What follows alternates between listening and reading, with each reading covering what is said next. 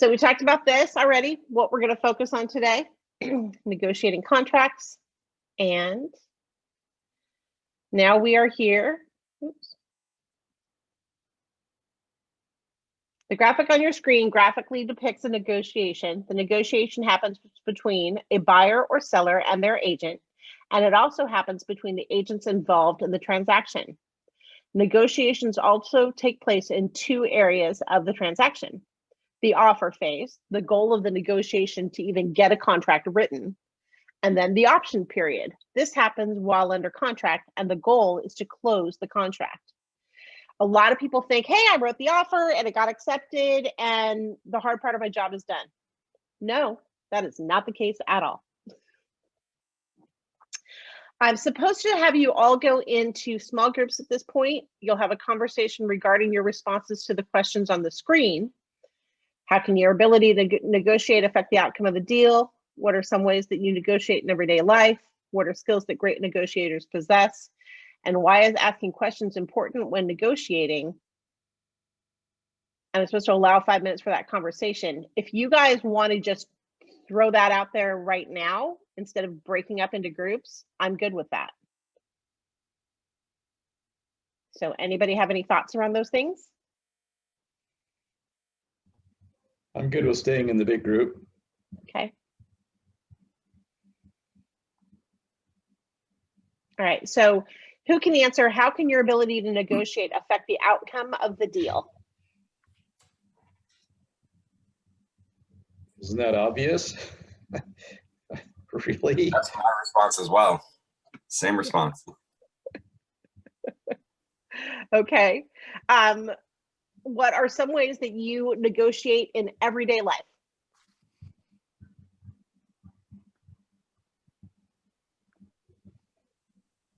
I mean, this is tacky, but even like sleep is a negotiation for yourself every day. It's like, should I go to bed later and watch this show with my wife, or should we go to bed earlier and get up and get this day going? You know, it's just a constant tug and pull kind of thing. No, that's perfect. Exactly. I mean, some of the toughest deals are the ones you negotiate with you, right? What about if anybody has children in the picture? How many times do you negotiate with your children, right? Those little hostages. What are skills that great negotiators possess?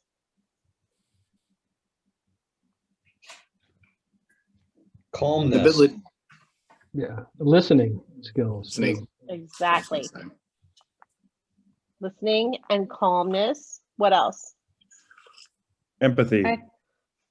Good. I think being able to lead someone to your desired outcome and making it feel like it was their idea and it was their win. Exactly.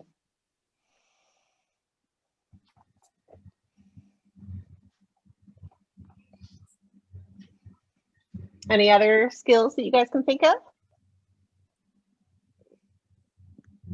Okay. Why is asking questions important when negotiating?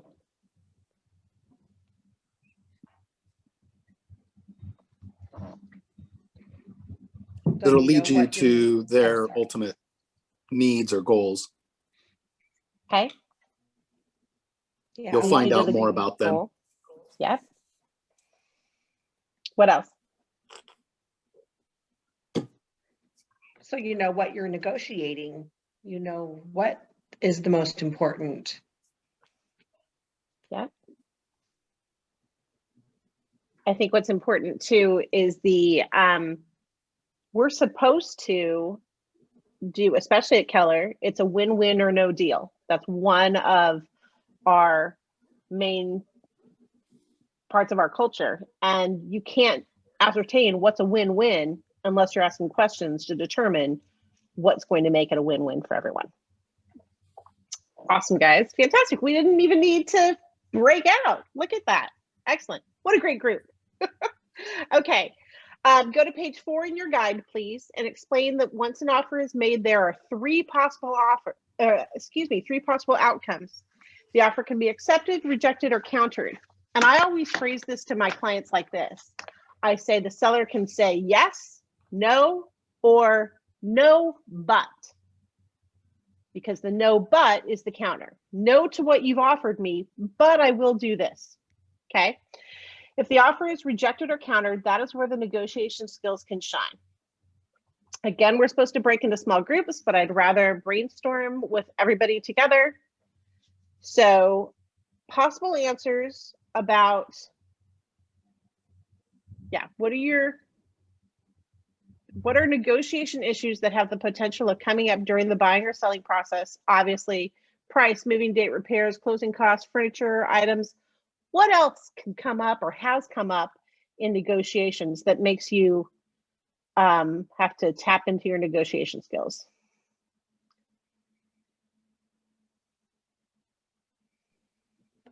The home warranties, backyard removable sheds or pools.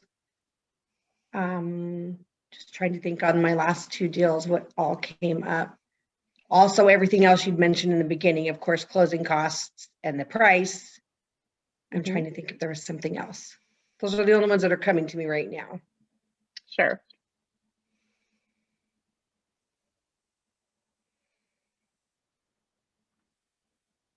Anything else around those things? I mean, because obviously, you're looking at the facilitator guide because you have this up and it gives you the answer key right here.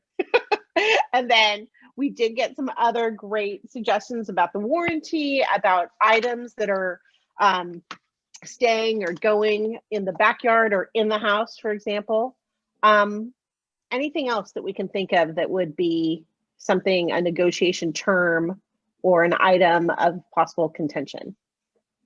The closing date. Sometimes you want it, either side wants it pushed up or they would like it to be delayed because they need more time. And with that, because moving date and closing date and then possession becomes a part of that, right? When do the buyers actually get to take possession of the property? Is there going to be a rent back? Is there going to be early occupancy? All of those things are absolutely huge points of negotiation. What about commission percentage? That generally doesn't take place in this part, but yes, it can absolutely be part of the negotiation tactic. If, for example, the seller is saying, I will accept your offer if both agents take less. Yeah. Right. But again, that's a negotiation tactic, more not on your buyer, but that's you, right? That's you deciding whether that's an okay for you or not. Good point. Yeah. Awesome, guys. Okay, so that's the important thing to notice is again, a lot of people think, oh, I got my offer accepted, we're good to go. And there's or I wrote the offer and I've submitted it and we've done all we can do.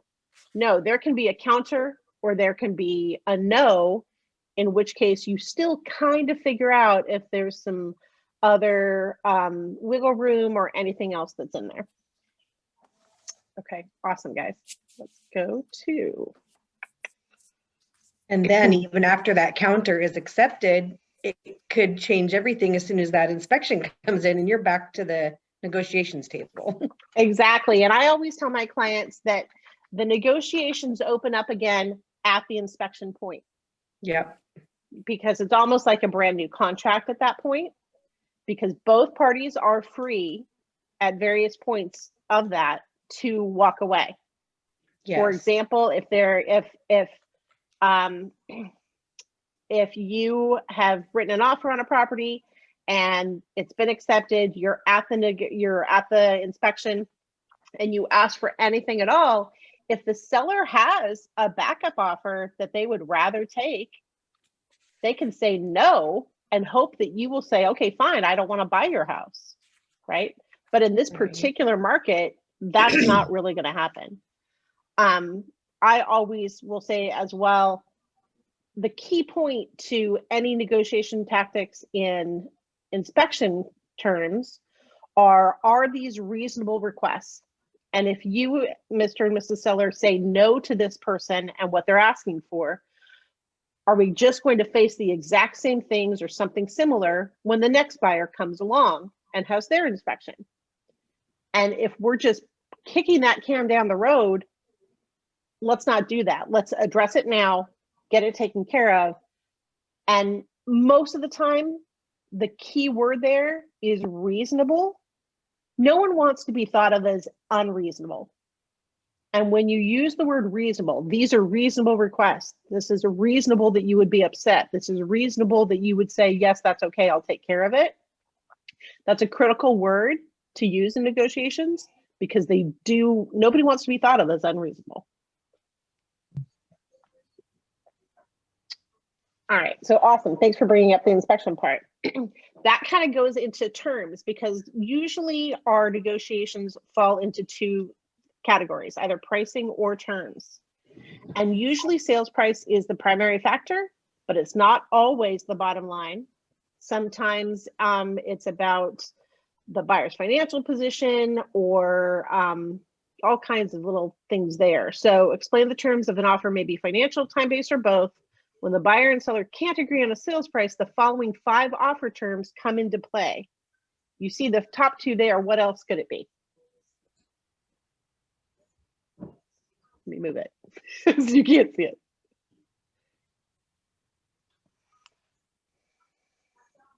When the buyer and seller can't agree on a sales price, the following 5 offer terms come into play. Whether there's an inspection. Yep, repairs. What else?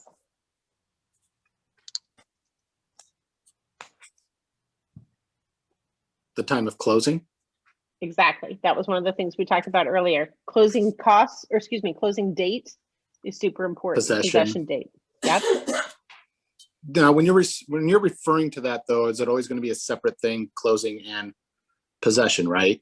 Yeah, on the contract, it's in 2 lines, or it's got a box that you check specifying the time of possession. So they can be 2 separate things. Right. What other terms?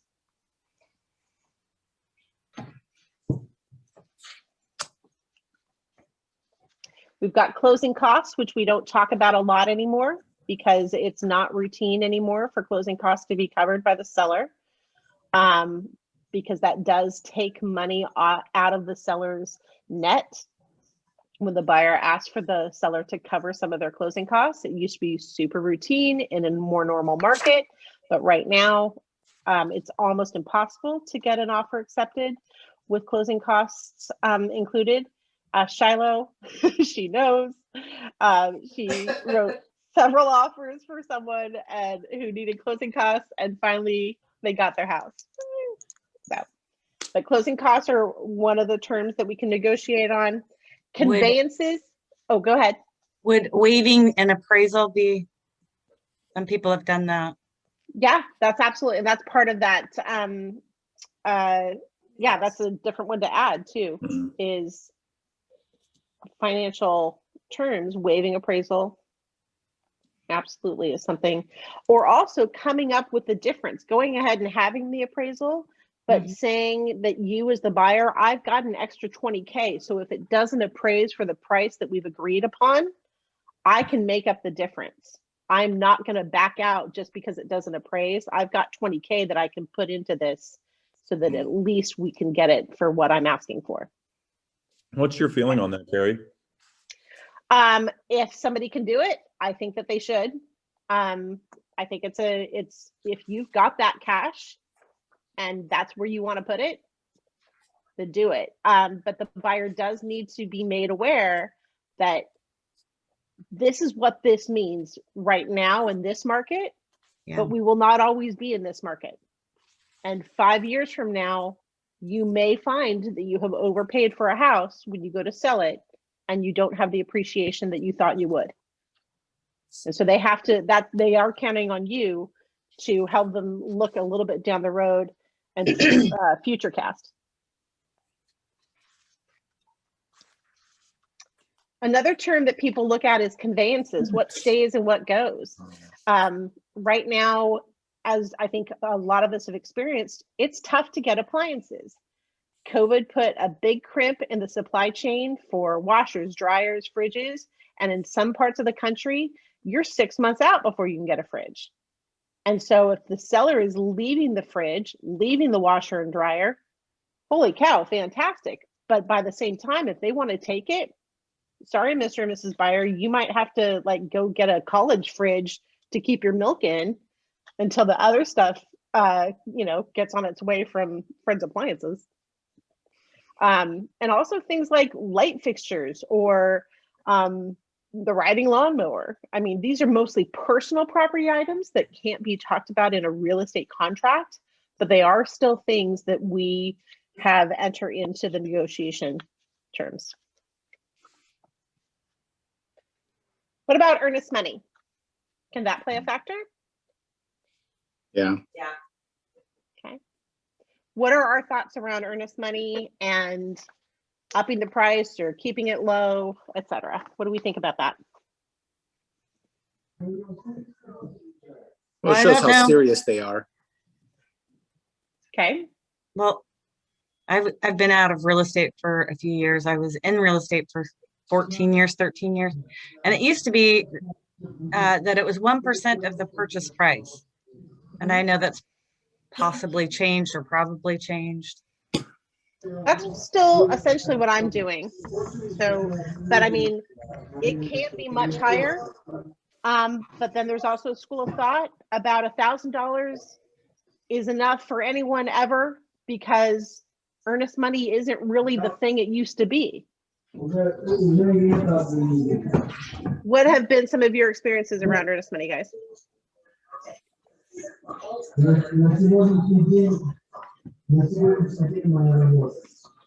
mean, I do think if it's close, it can be a difference maker. You know, I mean, you got 3 offers and they're all relatively close. But somebody, flat out sends it with a bank statement and a big chunk.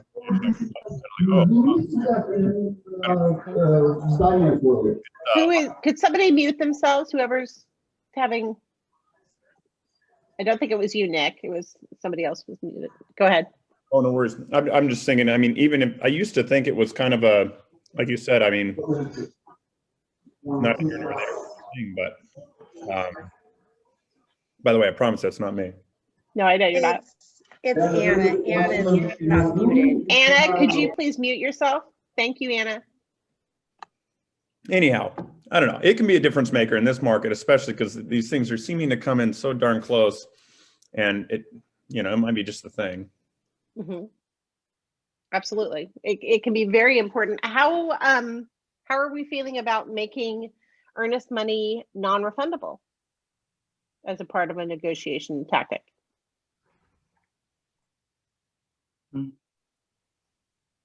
Affects the seller more, right? Exactly. Well, I mean, and that absolutely helps the seller know that you are, I mean, the entire point of earnest money, right, is that you are earnest about this offer. I always tell my clients, it indicates to the seller that you're not running all over town willy-nilly making offers on houses left and right. You are earnest about your efforts and you're earnest about this offer. It's important to you that you obtain this house. What says I'm more earnest than money that I'm not going to get back if this goes sideways? So I'm not suggesting anyone do that. I'm simply saying that is something that I have seen done in other markets, and it seems to make a difference in some cases.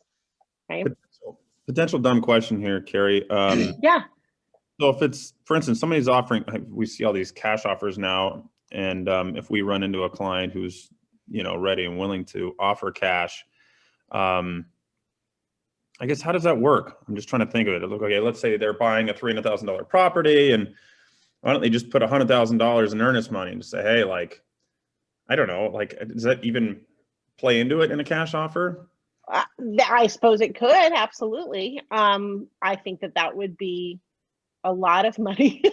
And I think there's a thing about $10,000 that has to go into a different account if the earnest money is over 10K. If it's over 10. That's right. It has to go to a certain account. And so I don't know if the escrow company would be happy with that, but yeah, you could absolutely, I mean, the contract, even though contracts are very cut and dried, what we do within the bounds of the contract you know, we can do kind of what we want to. I don't think that there's anything that precludes that other than what we talked about, having to have money over 10K in a separate account.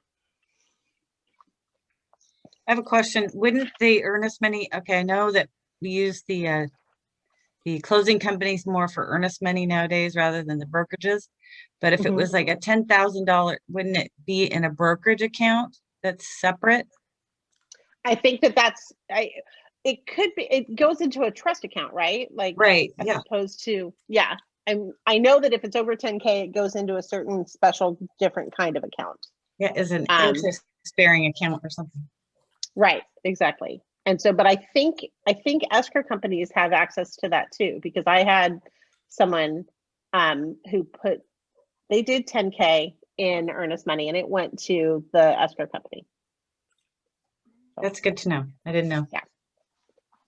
Okay, awesome. And again, guys, any questions on any of these things, consult with your managing broker. Okay, fantastic. Thanks, guys. Those are great things to remember. It's not always about price.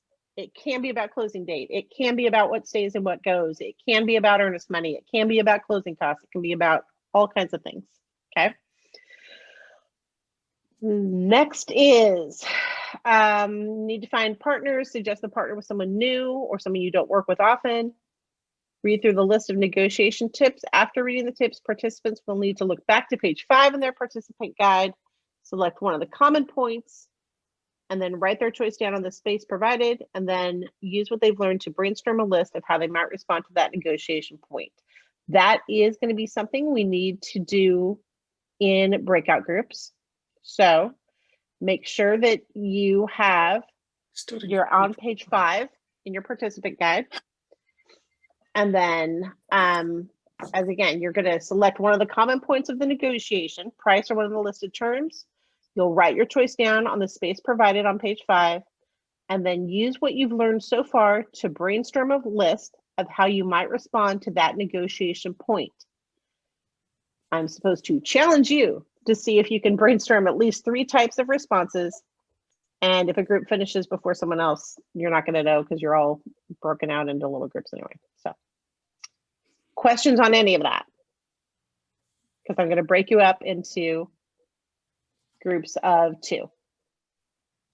I don't have my guide. I have to go print it, or I can. Okay. I can. Do you have it? And can I email it? I have to you? it. I just. Okay. I deleted should it, be but I able- found it. Okay. You should be able to go ahead and just reference it. You don't need to necessarily print it out. I'll just brainstorm with whoever I'm partnered with. Okay. Hang on. And all right, here we go. A few moments later. Awesome. Okay, everybody. Does anybody want to, and it doesn't even matter if you want to, I'm going to make you. I need a couple groups to share a common point of negotiation and possible responses.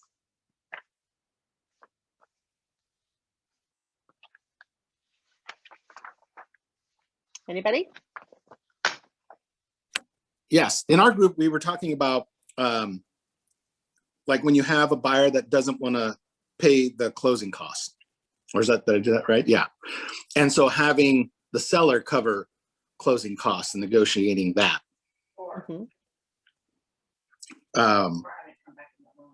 Or, you know, and so by doing that, we negotiated by having it go back into the loan so that the loan amount changes to help cover those closing costs, helping the buyer and negotiate that deal with the seller. Right. So then the seller's net is the same because you've raised the price We've of the raised it. house. Got it. Okay. Right. All right, good. That's one way to get closing costs taken care of. What else? What other kind of negotiation tactics have we come up with?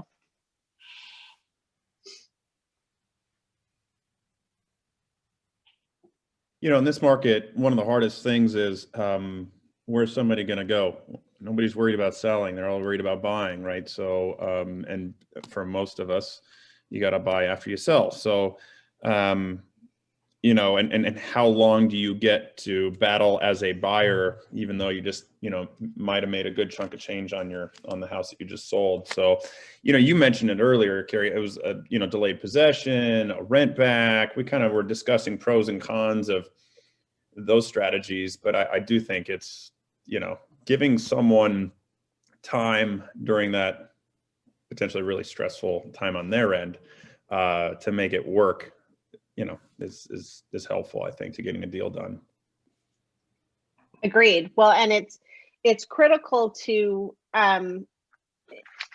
with delayed occupancy. It was always, or it's in my experience, it was always discouraged because you have insurance issues, and that's where the real liability is. But it was always, if the insurance companies are okay and you sign this early, you know, this rental agreement, we're going to be fine, which is still true. But it always has, and it's just because of the history, it's just made me nervous. When someone who does not own the house is still in the house, it's like, you know, what if something happens, right? But it is becoming more of a norm now because, great, I've sold this house, and buyers are saying that's fine. You can stay in the house that we now own for 2 to 4 weeks while you find something and while you close on your dream home. That's totally fine with us. And so it's just interesting how the market conditions shift negotiation tactics and shift what is common or what is encouraged these days. So we were talking about the inspection and getting repairs done, and I had brought up my sister had recently bought a house last year, and she was having a difficult time with her agent getting him to request to do repairs. So we were talking about this. So they ended up doing the repairs because I'm pretty sure it was her loan required it. It was safety issues like GFCI and the fireplace and those kinds of things. So I'm thinking even if it was a conventional loan, a seller would not, they'd have to disclose the things that were found. And so it's in their best interest to repair it. Right. Because it's a safety issue. Right. Well, because when the seller has knowledge of anything, they need to redo their disclosures. And then, you know, again, like we were saying, when the next buyer comes along, are you going to have to fix it anyway? Yes. You say no to this buyer, but put it back on the market, and, you know, you're going to have to change your disclosures, etc. So yeah, exactly. Those things, it's funny because some sellers will be like, I don't need to, you know, it doesn't matter. This market, you told me it's hot. You told me we're going to get multiple offers. We did. I don't need to do any of these things. Well, you do. Safety issues are safety issues, right? Right. Number one, carbon monoxide detectors are the law. And so those must be placed in the house. And if you don't do it, then I'll run down to Lowe's and grab some and plug them in. I don't care.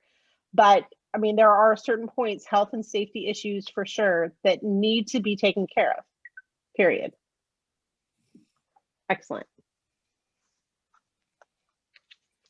Anything else that anybody wants to bring up? All right, awesome. Okay, so please turn to page 7 in your participant guide. Let me get back to our screen share.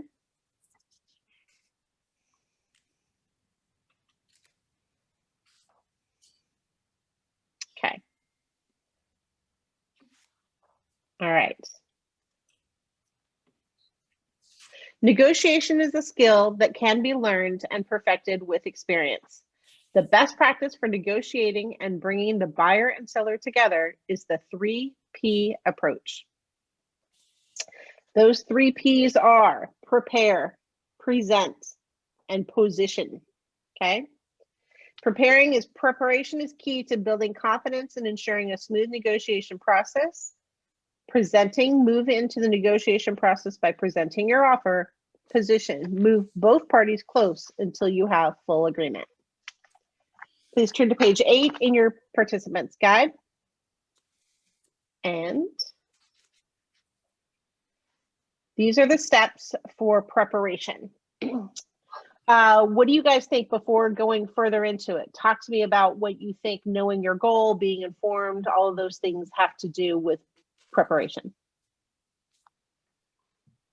Maybe asking getting some information from the listing agent before you prepare your offer. Mm-hmm. That's critical.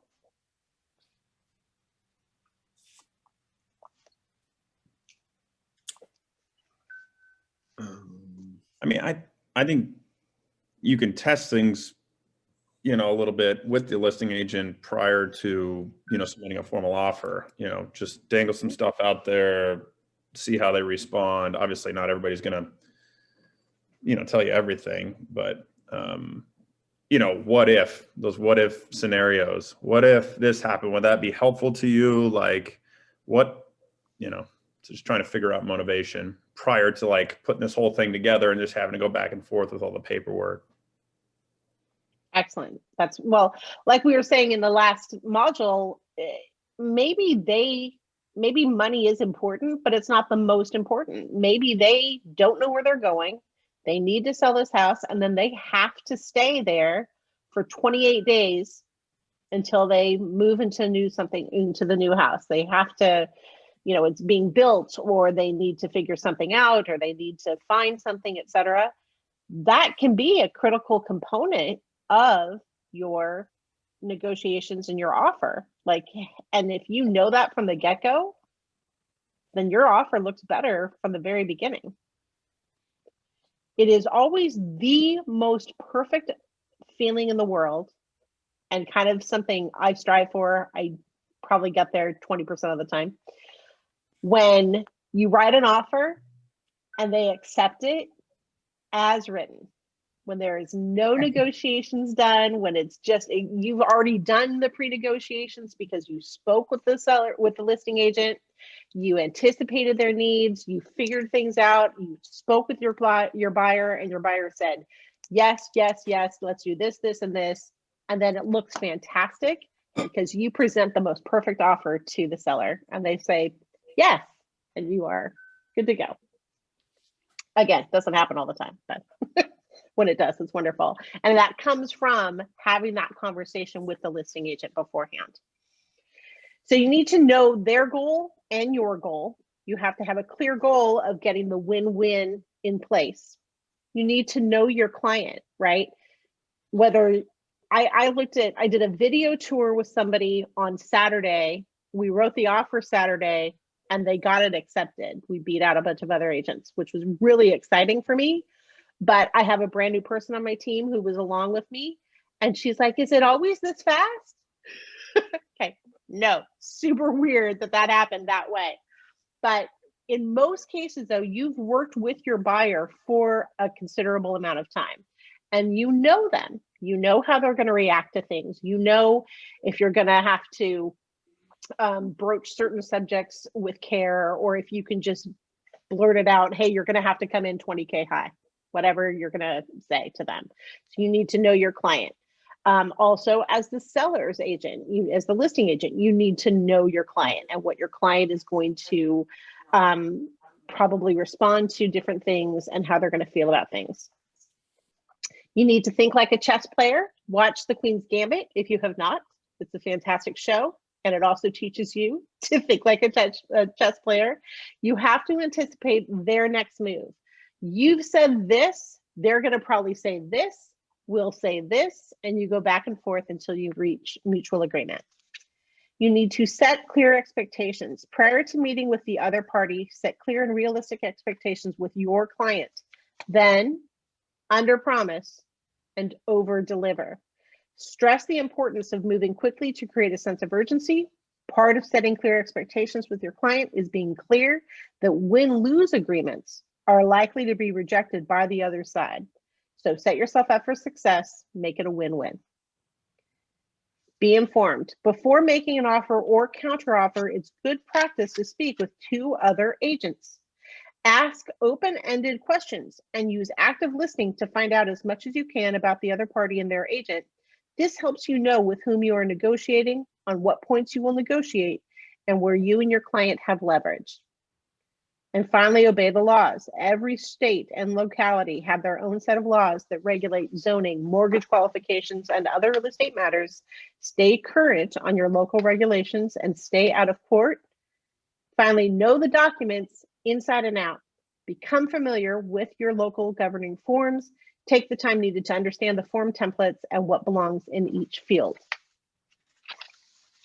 Any thoughts around that? Anything that had not occurred to you before, or anything you want to help share so that everybody can succeed?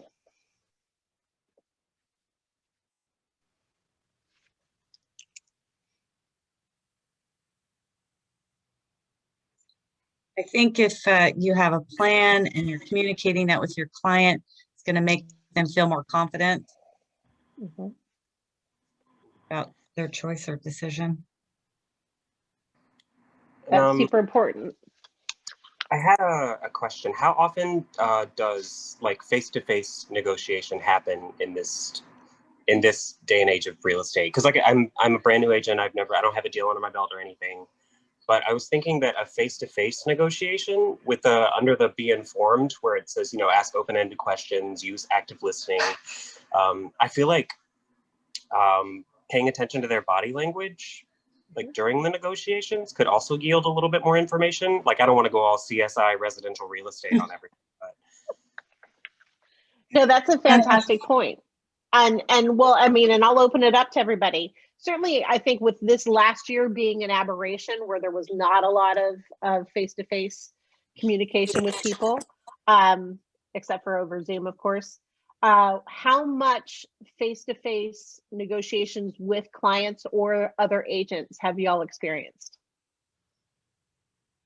A lot, because it was before COVID. Right. Linda, did you find it to be, was it more advantageous and helpful? Well, I just restarted in the business, so I haven't really had this Zoom talking with other agents. Okay. Okay. It seems strange to me that we don't do more face-to-face with the buyer broker and the selling broker and the seller. It's in my Walla Walla's MLS rules that you have, as a buying broker, you have the ability to present your offer to the seller. So ours too. It's strange to me because that's always what we always did when I was in real estate before. We never just gave the offer to the buying broker, because then if there's a question, who's going to answer it? You know, they have to call you on the phone and say, hey, did you mean to do this? Or was this part of what do they mean by this? And will they accept something different on the closing date type thing, and without being there? So it's really strange to me that we just hand these offers over to the listing agent and pray. Hey, Donnie, as if you were on the listing side and I was bringing a buyer to your listing, would you let me talk directly to them though? I'm curious about the other side of that.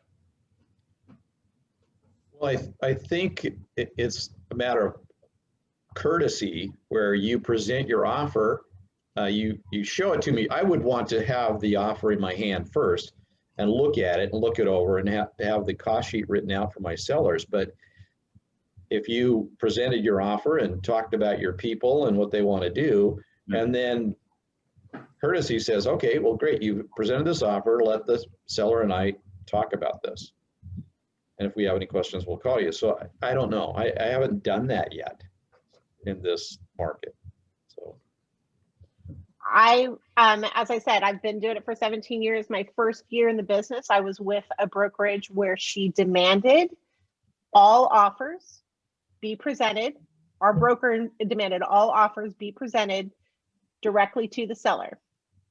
And so my first 5 offers or 7 offers in my career were delivered to the seller with their listing agent with them. And I came in and I said, this, you know, here are my people, these are our costs, these are our terms, blah, blah, blah. Thank you so much. And then I left and they talked about it. And my broker at that time had suggested, she's like, what she always did was she just waited in her car in case there were questions, but this is before cell phones. I mean, we were all into pagers. And so she just waited in her car unless they had questions. I think one thing that changed about that is everybody has a cell phone. And so everybody is immediately available when you are face-to-face with someone, and then can instantly be reached if there are additional questions. That changes that dynamic. When in the old days, when you would present something and then you would have to wait in the car, or you would have to wait in the other room if the seller had questions, because you couldn't be reached until you got home and then called them back, etc. So there's different things in play here, but our MLS is the same. We can present it in person to the seller with the listing agent present, and that's absolutely within our right. It happened about 4 years ago. I had a listing, and another agent, her buyer asked her to personally present it, so she did so, and they were the ones who got the offer ultimately. We had I think 3, and they were the ones who won it, because that can make a huge difference to have that personal interaction. Yeah. What do you do now? Do you present every offer now, or do you just hand it over to the listing agent? I generally, I don't hand it over in the sense of just without them knowing that it's there. I mean, I've talked with them beforehand, but I don't present them as a rule now. No. And you're successful most of the time, or I'm curious, I don't know. I would say it's different though, because I've been doing it for long enough that I have a certain reputation. So sometimes I coast on that, and I get it because people know what it's like to work with me. And so that has nothing to do with presenting or not presenting. They're like, this is an offer from Carrie, it's going to work. Do you know what I mean? So I don't know. That's a great question. I do know though, it's useful to know how. I am very grateful for that first year of experience of having to do it every time, because it now is a skill set that I have and I own, and I can whip it out anytime I need to. So if I do need to do a personal presentation because I feel like it's going to make a difference, I 100% will. Okay.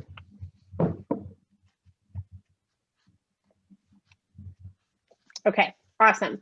So preparation, it's a learning process. It's asking questions. It's knowing your client, asking questions, open-ended questions of the other agent, and finding out more about their client and what makes it a win-win for everyone involved. Okay. All right, so next section is, oh no, we're still there. We're still preparing. Hang on, guys. All right. Questions that have unlimited response options are open-ended questions, and closed-ended questions are yeses and nos. And there's a place for both of those in any kind of negotiation.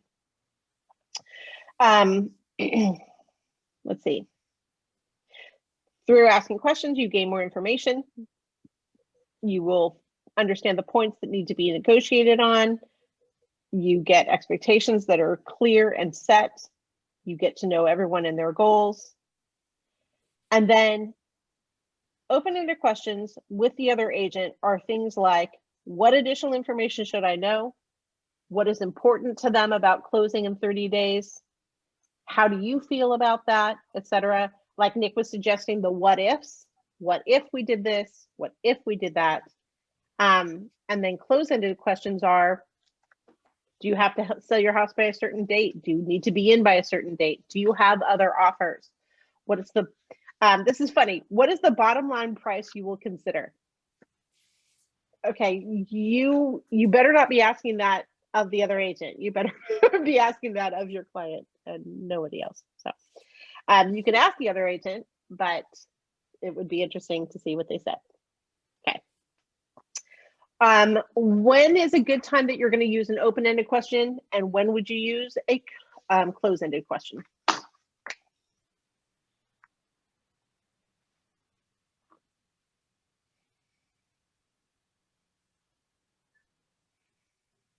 Um, hmm.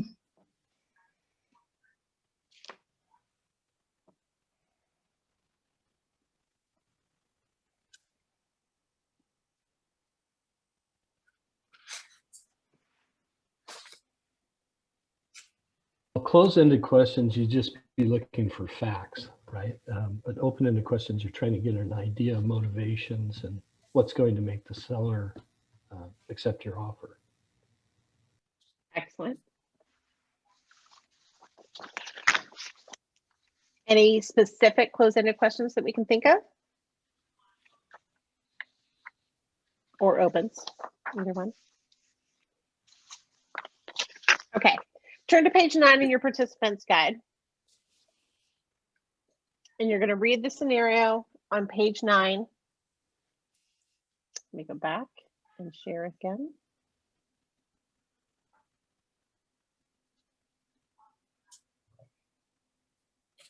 Circle or underline the key areas in which you need more information or certainty before you could confidently negotiate on your client's behalf. Write 3 specific questions you would ask your clients in the space below. Record any ahas you have in the provided space. So I'm going to give you guys about 3 minutes to do that. Go to page 9 in your participants guide, read through the scenario, and then respond in your scenario or in your booklet.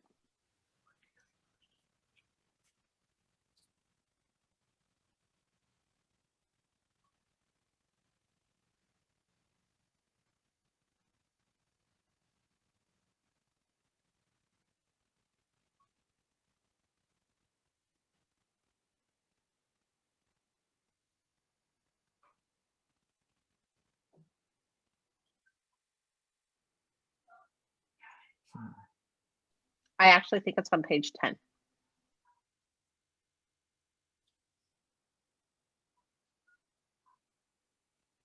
The scenario? It's on 9. Okay, on my page, it's on my participants guide for you. It's on page 10. So, all right, sorry.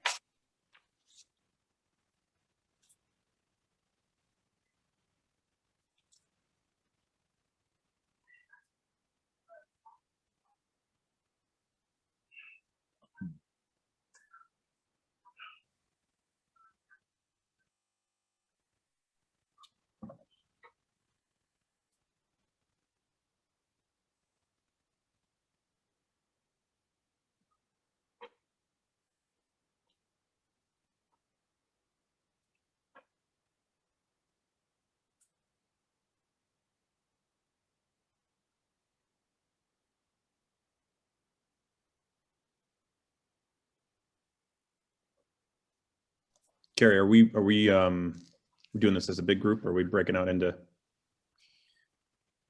Oh, you're on mute. Sorry. Yeah, it's okay. You're all reading that scenario right now and kind of writing down your own stuff. Okay. And then we're gonna talk about it in about 2 more minutes. Ah, perfect. Thanks. Sorry, I didn't make that clear.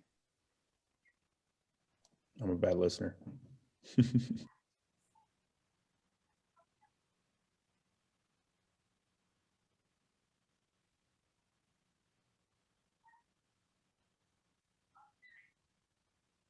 Hmm.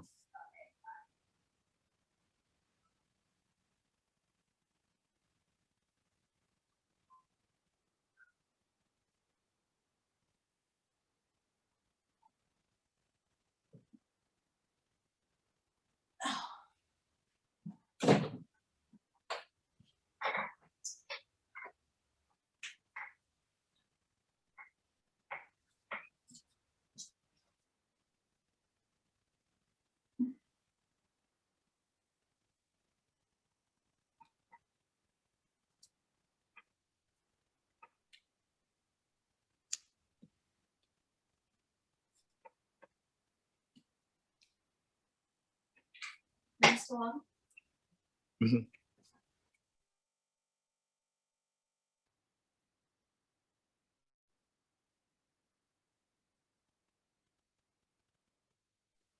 One more minute.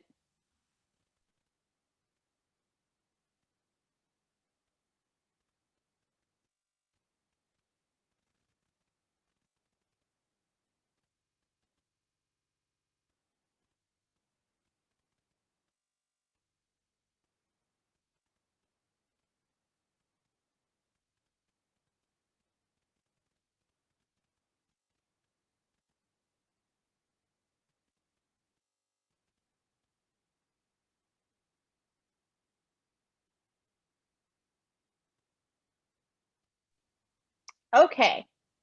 So what kind of questions did we all come up with for clarifying questions to ask the client?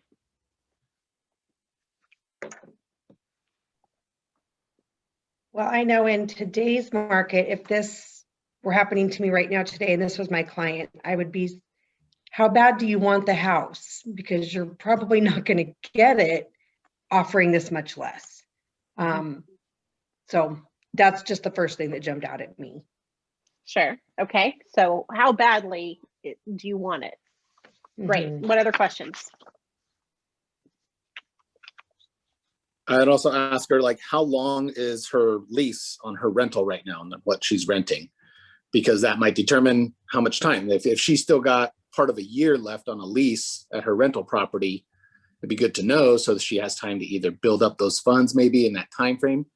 Or if it's a month to month, then you know how quickly maybe she's willing to also move. Great. Very good point. What else? You know, Go ahead, Nick. Go ahead. a couple of nice guys. My thought was, one of the first things I think to ask people is, how familiar are you with the current market conditions? You know, from their perspective is the only thing that matters, you know what I mean? And maybe there's some education that needs to happen, you know, for her to understand. And then also, you know, kind of what have you done so far to prepare? Because a lot of times these folks are 80% of the way there before they even meet us.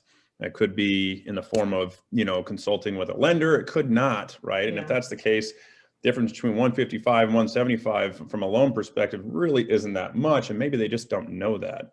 So anyway, just uncovering what they've done so far and how familiar they are with the market conditions would be a good start, I think. Perfect. Good. Well, and Lou's question before too, she's renting, this house has a leak. She wants repairs. Like, is she going to move in right away? Is she, you know, are things going to be fixed before she moves in? Given the market activity on the property, why does she think, and how did she come up with a figure of $155,000?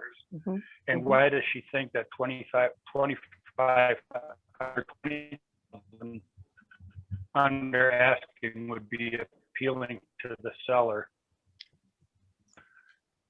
Trying to get her thought process on how she came up with that, and why she thought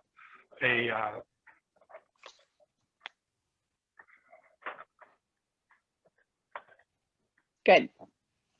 I would ask the question a little differently. I like the question that Nick had, but I'd word it in the way, on a scale of 1 to 10, how disappointed will you be if you don't get this house? And if she says 10, well, then we need to get the price where the seller will accept it.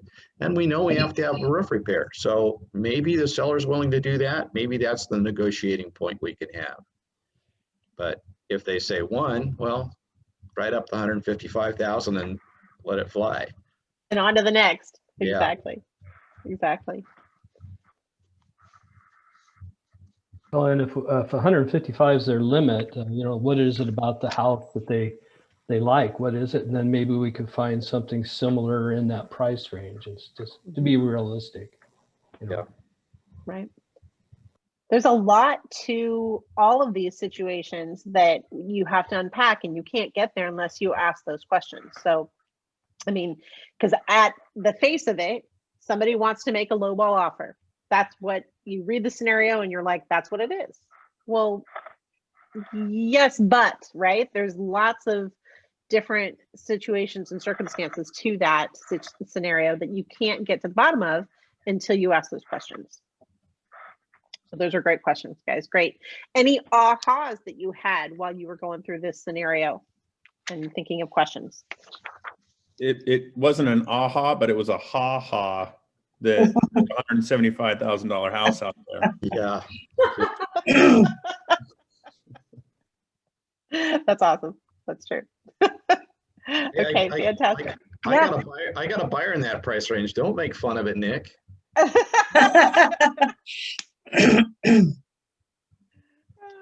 Nick, oh, sorry, go ahead. No, Kimberly, go ahead. Oh, I was just gonna say, Nick had an aha for me realistically, he's correct. There's not that much of a loan difference between 155 and 175. So like he said, education to them, is this do you really want to offer that? If you Did you freeze, Kim? Kim's frozen. That was awesome. What's There that? you go. You were Did I freeze? frozen. Oh, Yeah. I don't know what happened to my internet here. But yeah, the It said difference it went between, unstable. especially with these rates where they are, the difference of $20,000 in a monthly mortgage payment is insignificant. And that's something you can also do. You know, you can, my husband always laughs at this. When you're a real estate agent and your spouse is not, there's a lot of stuff you can get away with because they don't understand negotiation tactics. They don't understand sales tactics. And we were going to Hawaii once, and my husband texted me. I was standing in line at Starbucks, and he had gone to he always goes to the gate and asks if there's any first class available, any first class upgrades available. And I'm in line, and he texts me, hey, we can upgrade for X, whatever the amount was. And I did some quick figuring, and I said, oh, that's only $2.78 a mile. And I saw him read it, look up, nod, and he went and got the first class upgrade, right? Because you go down to that granular level, right? And you can say the difference between 175 and 155 is $30. So, that's $30 a month. That's $1 a day. Is this house worth $1 a day to you, right? That's 4 cents an hour. And so when you dial it down to that granular amount, that's certainly something that can be helpful too. Anyway, but see, you negotiate all the time, even in your marriage. Okay. Next is being present. We have prepared, we have done our questions. Those are great questions, by the way, you guys, that we have asked and come up with. Next is being present to presenting the offer. Pay attention to verbal and or nonverbal cues. This is when we get back to that face-to-face aspect that we were talking about before. Keep quiet once you present an offer. The person who speaks first loses. Listen carefully to what is important to the other party. Stay calm and relaxed. Focus on the customer's needs. Give your offer the best chance. Turn to page 10 in your participant guide and review the tips for presenting an offer with a cooperative agent. So let's talk about paying attention to verbal or nonverbal cues. What would be important about that? Well, 95% of communication is nonverbal, so it's very telling. Excellent. What else?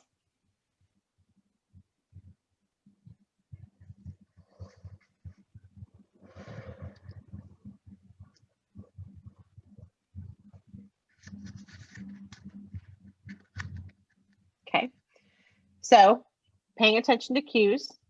Keeping quiet once you present an offer. I went ahead and kind of tipped the hat here when I said the person who speaks first loses.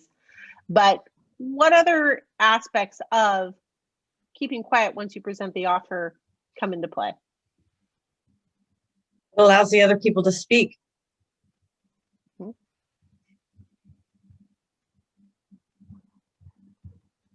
And part of that cue thing is you're watching them, right? You're presenting And then if they even have a furrowed brow or some sort of nervous tick that shows up, then, and you're like, but we're totally okay, we can totally come up, this was just their first offer, you've completely blown it, right? That's not a win-win. That's a win for them and a lose for you, right? So Nick, I think you were going to say something and I jumped in first. Oh, no, sorry. Okay. You were reading my book. Okay. I just always like to talk. Okay. Listen carefully to what is important to the other party. I think we can be so surprised because our first thought is always, like in the scenario, 175, she wants to offer 155, and we're all focused on having her get that offer up. What if the seller doesn't care? She just wants to get out of the house because it's got her leaking roof, and she'll take whatever price she gets. We have to listen to what's important to the other party. Stay calm and relaxed. It does no one any good if you either get upset or excited because you're about to win. Stay calm, stay neutral. Focus on your customer's needs and give your offer the best chance. What are some tactics that are about giving your offer the best chance, or giving your client's offer the best chance? Can anyone think of something that you would do that? With the way things are moving, so, it sounds, I don't know if that's coming through. It says it's not, can you guys hear me? Yeah. Yes. Okay, it said it was unstable. Being as prepared. I mean, if you've got that pre-approval letter, include it. If you need an evidence of funds, if you're doing an escalation addendum, have everything there, all the associated docs, just be as prepared as you can, because somebody else will be if you're not, and it could make you not get yours where you want it to be. And it's critical as the listing agent to have as much information as possible at the ready. And if you have to go searching, or you need to call someone, or you need to figure something out because that information isn't there from the buyer's agent, how likely are you to be like, of course, doing the work for them, is the whole deal going to be like this, right? They're going to be less likely to want to work with you if they have to do half of the work on their own. So definitely be prepared and be present and present the offer in the best way. Okay. Next section is, oh, sorry, and I should ask any questions on that before we proceed. I was just curious, Carrie, like in your experience, like what about just working real hard to make friends with a listing agent as a buying agent? Mm-hmm. Like how much do you think goes into it that, hey, I just like that other agent? Like, oh, I don't think it can be underestimated. I know for a fact the deal I was telling you about where I did the video thing and then it got accepted, that was the very first deal that we wrote for these people. I know for a fact I got that because I am friends with the listing agent. Wow. gotcha. She told me Something on I the thought phone, was- she said, oh, sorry, go ahead. No, I was just going to say, kind of bouncing off all this, something I thought was kind of funny was that this has came up in multiple Ignite classes and other classes I've taken. And it's like, I didn't even know not communicating with the listing agent would be an option. Like I thought like, oh, like that's the natural way of moving. Like I'm going to call them and and then until people were like, we get 20 offers that come in, or maybe not that many, but maybe 10 offers out of 20 come in, and we haven't even heard from the other, the buyer's broker. And I'm like, what? How is that possible? Like we're in the relationship business. This is what we're supposed to be doing. But anyway, No, just thought that was that's kind of funny. critical. And a lot of agents, and I think we kind of know who they are too. We know which agents are going to be communicative, which agents are going to try to truly do the best for their buyer, and which ones are going to be a nightmare to work with. And those ones, I mean, we're all human beings at the end of the day, and we are, however subtly, going to encourage our clients to accept the offer that's going to be easier, that is more likely to come to fruition. And that's because you know the person on the other side. You've had conversations with them.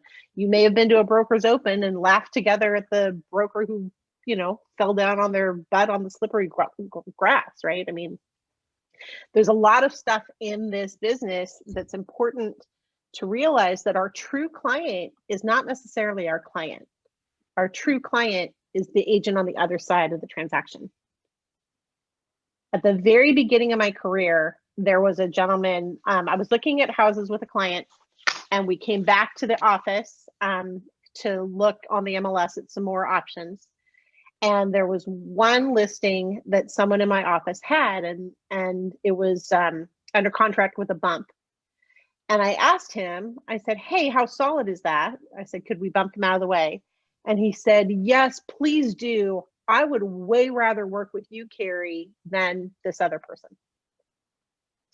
And in that moment, I was like, oh my goodness, I can make the difference for my client. By just because someone would rather work with me, they'll get the house. My client will get the house, as opposed to somebody else who may have more experience, who may offer more, who may do whatever it is, because they'd rather work with me as the agent on the other side of the transaction. And that is critical. It cannot be underestimated. As I said before, when you are friends, or at least have a good, solid working relationship with another agent, it is incredibly helpful. I think this is so good, Carrie. Thank you. Because to Brian's point, I mean, I've been shocked at some of the things instructors have said, like, don't follow people on Instagram. Don't be going out to coffees with people. Like other agents, other agents. yeah. And I like have been having a hard time wrapping my mind around that. So thank you so much for sharing that. I think that is incredibly important. I think it is too. We're human beings, right? At the end of the day. And as you know, when I came on and I was like, hey, you look amazing. You look like you've got a Live with Kelly TV show to go to after this, right? I have just complimented you, right? And so I'm in a multiple offer situation with you. You've got 17 other offers and mine, right? Every time, Carrie, I would. Right, exactly. And I mean, and so, and I know for a fact that the gal that chose my client's offer this weekend, like I said, we're not friends actually, but we are Facebook friends. And she said to me, she said, I like what you say. I know you do things in an ethical way, and I know you get the job done. Yeah. So it's very likely your client will get the house. And then later, and she was the seller, she was selling her own property. And then later on, she's like, it's yours. And I was like, woo, right? We have to forget, right, that we have tremendous influence with our buyers and sellers, right? So again, even if, and I mean, this has happened, I'm sure, you know, with personal real estate agents we've worked with, they've liked us, they want to get the deal done, but they also, you know, have a relationship with the person. They like, there's lots of influence that can take place. Well, and by the same token, I wrote an offer for other clients this weekend. It did not get accepted, but the agent said this to me when I first reached out to make an appointment. Hold on.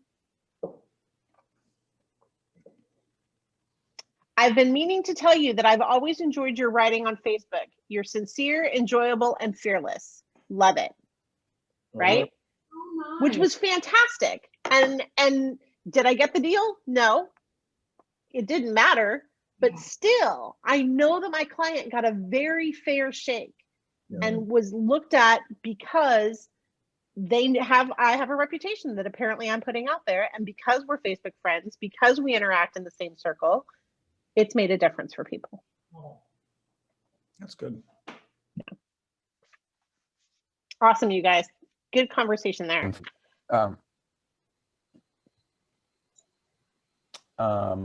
was going to ask, as you know, there's a bunch of us that are new agents in here, and I've been told by multiple managing brokers that I've met at the, the Keller Williams office. Like, how have you found yourself working with new agents and helping them like along the way? Like, as long as the offer is good, or, if you're on that side of it, you take a good offer and maybe there's a little mistake in there, or, have you found like that you've helped multiple new agents or worked with them? And well, 100%. And what I think is so great about Keller specifically is because and when I feel like that's kind of, I'm sorry, Brian, I jumped in because you were frozen. something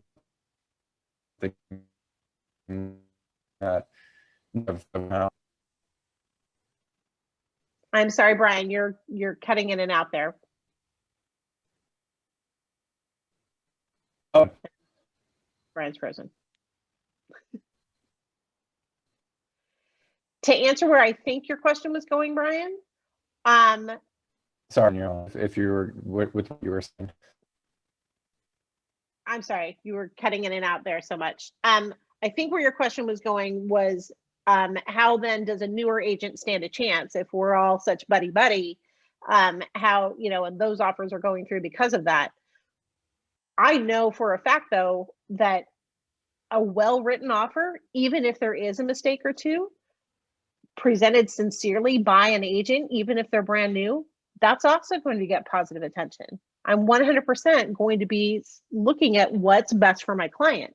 And if my client suggests, or if my client wants that offer, and it's by the newbie who is essentially a blank slate, 100%, if it's what's best for my client, they're going to get it. And it doesn't matter if I'm best friends with the other 5 people that have written an offer, the best offer is going to win. Does that make sense? Okay, hopefully that answered your question. Anybody else want to talk about what we think Brian was asking about? Yeah. Yes, thank you for. Okay. Sorry, Brian. Okay. Turn to page 11 in your participant guide, please. And you're going to look at positioning. Let me get there. Okay. Acknowledge and affirm the common ground. Where the, hold on, sorry.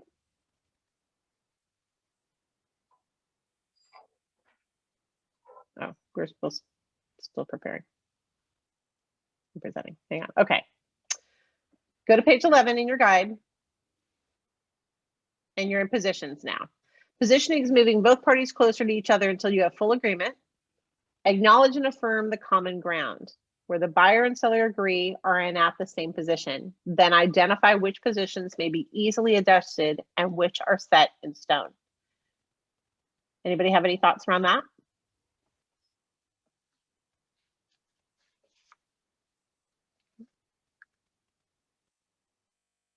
Ask what and how questions. Those are open-ended questions. Positioning is a process and sometimes requires you to come back to the negotiation table more than once. This is what we were talking about before with the inspection aspect of it. And then finally, know when to walk away. Sometimes the other side may refuse to give your client the win they need despite your efforts. Knowing when and how to walk away can not only save your client from a win-lose deal, but it can sometimes jolt an unreasonable party into a concession for fear of losing the deal. The key is to walk away without burning bridges. Do we know what this is called?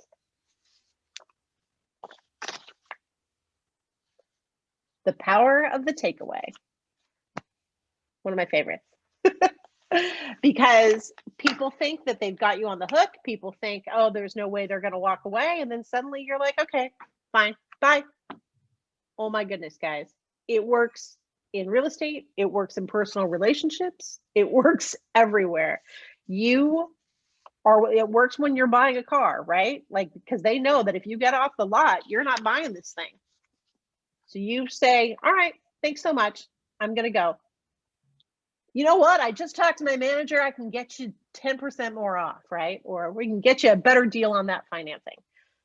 That's the power of the takeaway. And so that's an important negotiation tactic. It was great.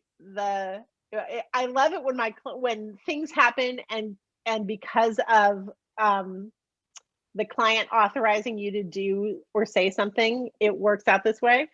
Last year, I had some clients moving into a house that they kind of wanted. It wasn't, I mean, they had to get out of where they were. And so it was kind of a time issue, but they didn't have to move in if they didn't want to. And the house was kind of like meh to them. They just were like, whatevs. And so it came down to closing day or the day before closing day. And my buyers were going in to sign, and the listing agent called me and she said, Carrie, they're really having trouble cleaning and doing what they need to do. And their new house isn't ready. And so they're going to need 3 more days. And I said, well, let me talk to my client. And I talked to my client and they said, we don't want 3 more days.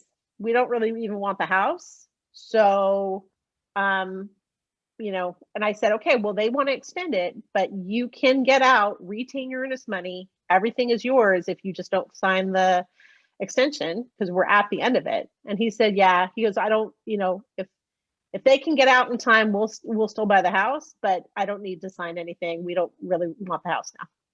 So it was a beautiful moment because I was able to call the listing agent and say, if they are not out by 2 p.m. tomorrow, they're not buying the house anyway. They're not going to sell it. And I said, they're not going to buy it. Oh my God. She scrambled and suddenly, somehow magically, they were able to get out and do what they needed to do. But it was a beautiful moment because the seller thought that they were playing the power of the takeaway. They thought, you know, well, they can't get this house. We're going to have 3 more days. It'll be great. Nope. Sorry. We don't want it if we can't get it on our terms. It was a beautiful moment. So that's the power of the takeaway, my friends. And I love it. We get to use it. Okay. All right. So you're on page 11. We talked about positioning, explain the examples for what and how on the screen. Let me share again. Okay. Oops, sorry. You guys don't need to see the chat. Hold on.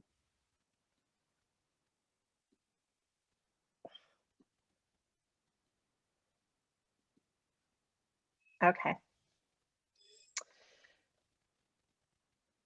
Mr. and Mrs. Seller, you're requesting a 30-day closing. What is important about closing in 30 days? If your client becomes defensive, you would explain, my goal is to let the buyer know why this point is important to you.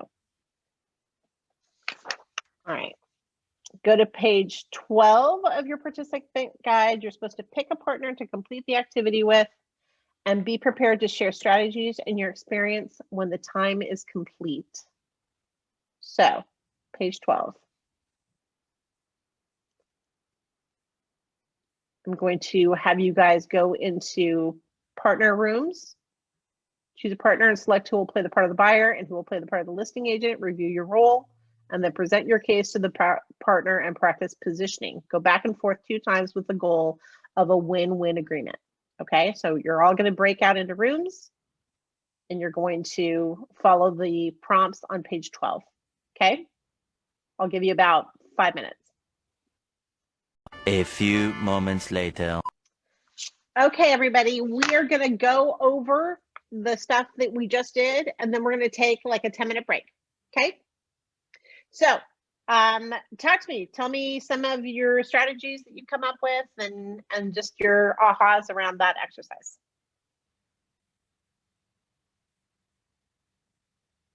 Terry, you should share what you were sharing with me. I thought that was a good point. Who? Tara. Tara, awesome. About the allowance? Yeah. Yeah, we were just talking about maybe saying, you know, well, so that they feel like they're getting what they asked for, saying we'll come up to asking, but then you provide us an allowance for carpet and appliances. And then they feel like they're getting asking price, but we're a little bit closer together on the actual cost. Mhm. I like that. That's good. Sometimes it's what's important to the seller is simply being able to say to the neighbors, I got my number, right? They don't need to know that there's the additional, they didn't get their net number that they thought that they would. They don't need to know that. Just the number on the public record shows that it sells for what they said that they would sell for. And then Tara and I were thinking that if you focus on the thing that was important to both of them, the quick closing, it gives a stronger agreement. So they might agree to the other things. Exactly. Well, again, that's part of that win-win, right? That's, I mean, you're both getting what you want. Maybe you had to give up a couple things, but you're both getting what you wanted. What you said was important. We did a similar thing. I mean, we were high-fiving, right, in order to get the deal done. So I was like, listen, what I know about my sellers is that they care deeply about their daughter who is undergoing a traumatic thing and they just want to be able to give their appliances.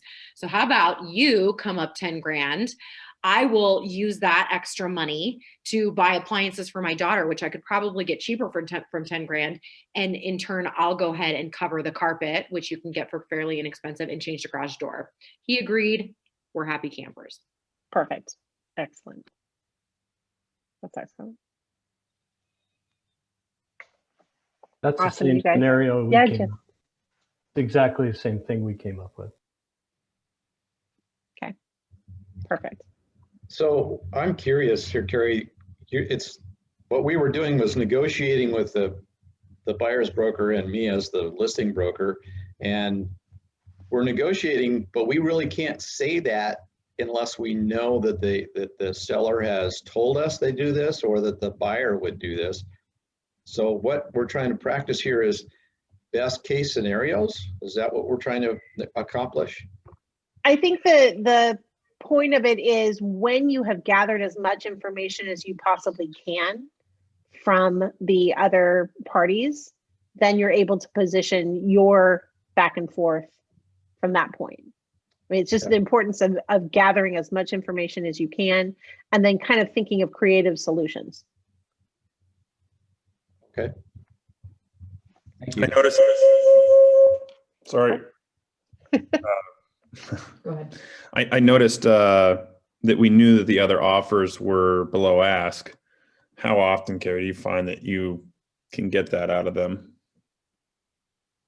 It depends too. I mean, again, if that relationship comes into play, if maybe it's another Keller agent and you've been hanging out together, or you know they were saying to you, "Oh my gosh, I have 10 offers and you know all are below asking," and then all of a sudden their office mate's buyer, you know, suddenly wants to see the listing, writes it up, and you have that insider information, right? I mean, it happens. It's not common, sure.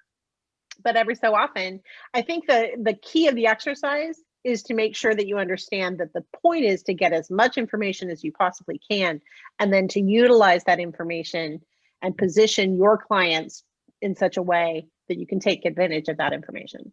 Oh, perfect. Okay. Awesome, guys. I had something else that I wanted to say that I felt was a really good point, but then it left me. So hopefully I'll remember. Let's take a 10-minute break, go to the bathroom, get something to eat, do whatever you need to, and I'll see you back at 10:55. A few moments later. Okay, I think we are all back. All right, so who wants to talk about hot potato?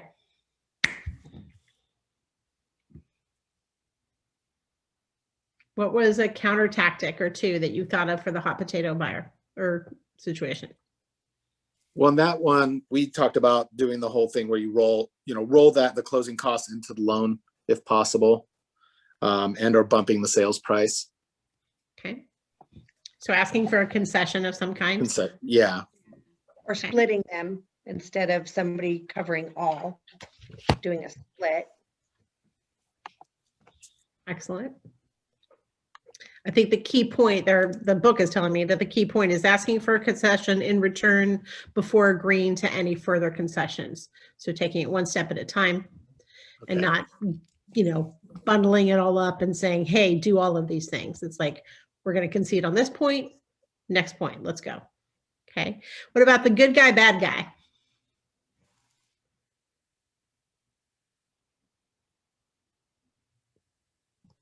I think it's important to reassure them both that you're trying to represent them in the best way that you can. What's your thought? That's one of the things that it says is, has the party with the problem exhausted every possible solution? I mean, have you gone, is everyone working for the common goal, and have you done everything you can do?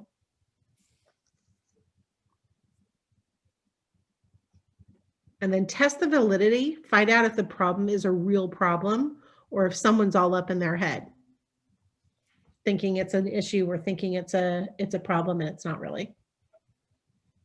Well, I brought up something that happened in a deal that I did, and I thought it was kind of interesting. Okay, so I had an offer where a I represented the seller, where the offerer, the buyer, he had an inspection, but he didn't ask for anything to be done.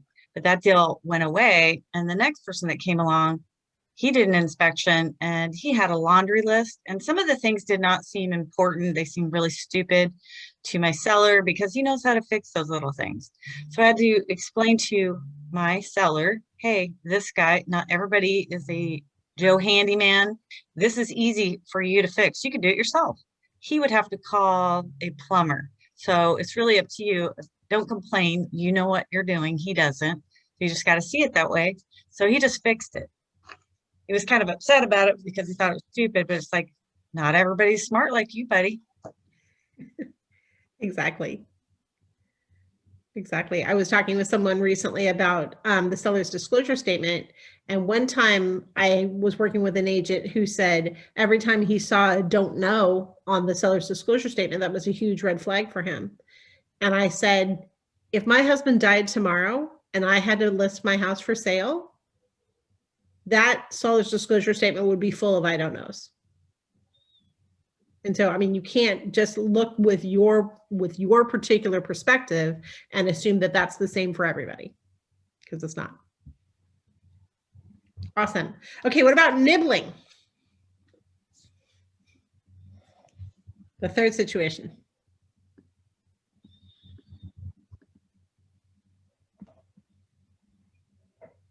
I think in our group, Lou brought up a good point on nibbling. I got added in there at the end because I was in a group with nobody, so I got. I know. Sorry. I saw that. I was like, oh shoot. I was talking to myself. Just going back to the I was in the room with the smartest person. Well, it could have been my person didn't show up. I don't know. But Lou, is it reasonable? So I think that's a good thing on the nibbling. If they got something they wanted, they thought, well, how much more can I get?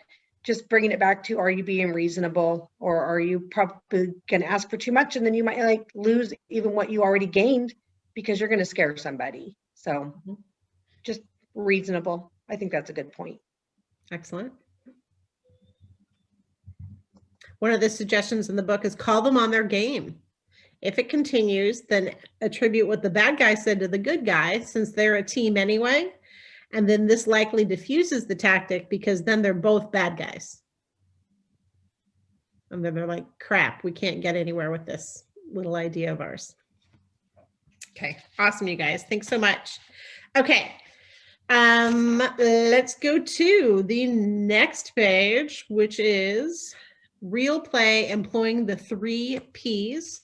In this section, you will analyze and engage in a scenario where they will employ the strategy of the 3 Ps to work through a mock negotiation. So turn to page 14 in your guide. And you're going to use the 3 Ps, which are, what are the 3 Ps, guys? Prepare, present, position. Well, all 3? Prepare, present, position. Perfect. Right. Present, I didn't hear. So I was like, we're preparing and positioning. What are we doing with the presenting? So awesome. Okay. Gonna put you in groups again for 5 minutes. You will each play a role. You'll either be the buyer's agent or the listing agent. You'll review your role and prepare to negotiate a counteroffer of your own.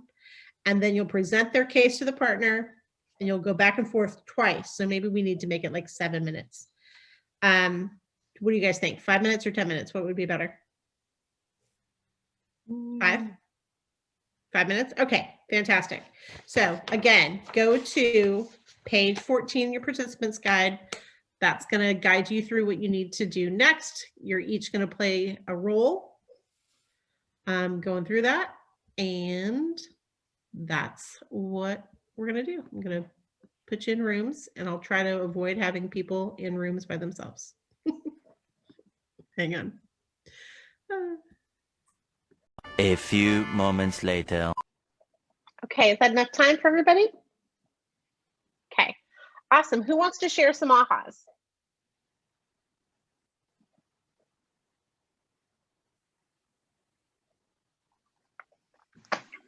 I will. Thanks, Ashley.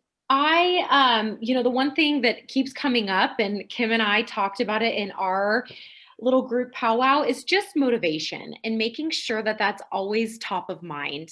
Because I think when you are astute to reading sometimes between the lines and or asking the right questions, you are going to have an immediate advantage. Because I don't think a lot of people do that and do that well.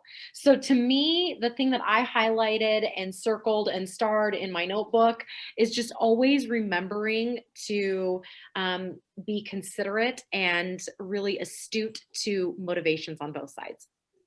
Perfect. That's so critical, is motivations, right? You need to know those. That's excellent. What else have we discovered? I'll jump in. The one thing that kind of stood out to me is more time with the seller's agents to understand what it is motivating the seller, along with motivations that Ashley was talking about. But yeah, finding out that so that you can make your presentation, find out what would be the most agreeable to them and your buyer. And then when you present it, it should be a slam dunk. Exactly. And sometimes some listing agents really play it close to the vest. They don't share anything. And then you're like, okay, I'll work with what I have. But you can still ask questions like how many showings have you received? How many offers you have in hand?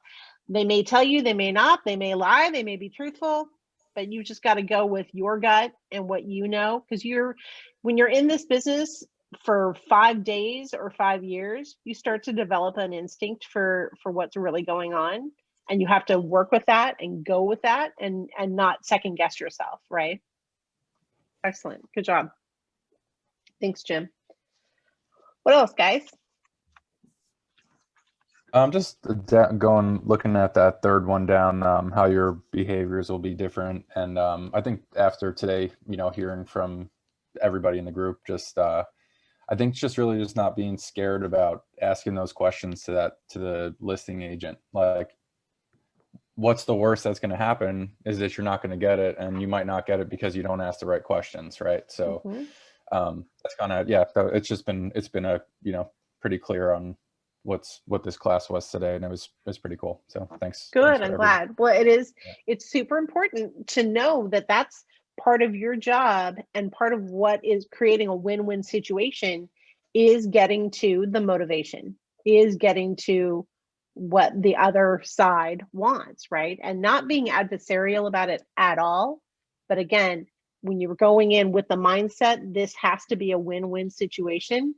How do I make it a win-win situation? By asking all those questions. That's one critical component. Excellent. Great. Thank you, Brian.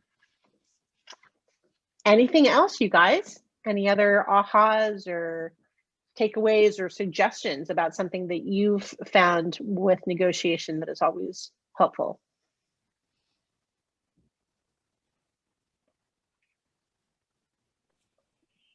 I know that I am very anticipating getting to use all these things. I mean, we're new agents, so I want to get out there and make this happen.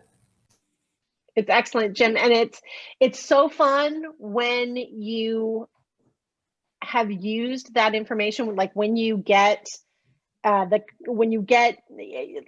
talking to the listing agent and they let something slip, maybe inadvertently, and then you are like, this is my ace in the hole, right? This is what's gonna help my buyer. That's such a great feeling. And it is really important to be thinking that way, right? About how can I utilize these tactics and these things that I've learned. One thing too, there's a book that I recommend everyone read. Let me find it. Hold on. I thought it was here, but maybe it is not. All right. It's not here. Never Split the Difference by Chris Voss, excuse me. Never Split the Difference by Chris Voss. He was an FBI negotiator or CRI or something. And he's fantastic. He is so good with great just ideas and thoughts. And I mean, obviously his goal is not win-win necessarily. They just want to capture the bad guys. But still, there's some wonderful techniques in there that you can pick up, and it's a good read and it's a fast read. And again, you know, if you don't use it with your clients, at least use it with your family. Like we talked about before, negotiations happen in families all the time, or with roommates or anyone. So awesome, you guys. Thank you so much. We are supposed to dive into script practice, lead generation, contact adding, and all of that. I trust all of you to be doing that on your own anyway. And I am around if you have any more questions for me. But as far as I'm concerned, guys, the main portion of this is done. And I really applaud all of you who stayed to the end to learn everything that you can. So thanks so much for being here. I really enjoyed this class today.